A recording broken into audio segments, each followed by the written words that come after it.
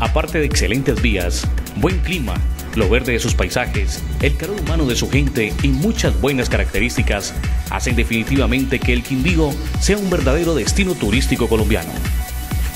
En la vía que conecta la ciudad de Armenia con la ciudad de Pereira, en inmediaciones del municipio de Circasia y a tan solo 5 minutos de la capital quindiana, existe un lugar donde la naturaleza es tan importante como la vida misma, el Edén Country Inn, Hotel Boutique, con una de las mejores infraestructuras hoteleras de la región, mostrando en las fachadas lo representativo de la cultura paisa.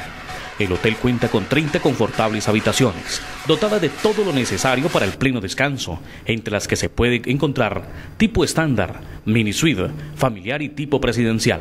Este establecimiento de alojamiento brinda en su restaurante El Jardín la oportunidad de elegir su menú, de acuerdo a su selecta carta de platos típicos, pescados, carnes a la parrilla y platos internacionales.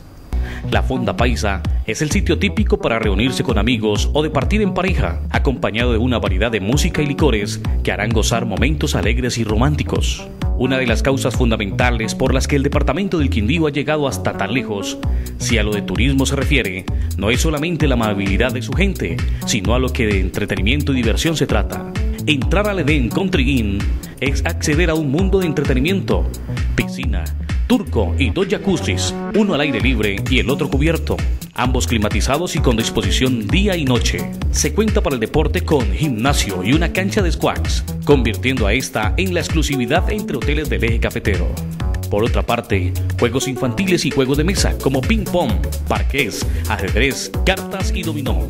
El Edén Country Inn cuenta con los salones de convenciones o eventos El Edén y Guayacán, disponibles para la realización de reuniones de negocios, convenciones y eventos sociales. Otro de los ambientes y de las razones para sentirse a gusto en el hotel son la capilla, todo un privilegio para el recogimiento espiritual. También contamos con internet, lavandería, parqueadero y mucho más. No lo olvide, en el kilómetro 4 vía Armenia, Pereira, El Edén Country Inn.